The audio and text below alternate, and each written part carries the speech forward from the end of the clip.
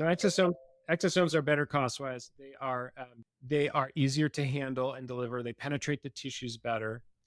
They do as well, if not potentially better than some of these other things. And I don't think there is a downside. Hmm. I can't think of a downside. We haven't seen a downside. So I suppose there might be some theoretical ones, but there's certainly compared to stem cells, it's no different. To PRP, PRP insurance might cover it. So Uh, I guess exosomes has a downside. Now, eventually the bean counters will look at the dollars and figure out that what they're paying out mhm. is cheaper if they go with exosomes over surgery. So the goal here is to help reduce the need for all these surgeries and joint replacements, which is why I got into this in the first place. I was trying to reduce the number of spinal fusions that were being done. Yeah.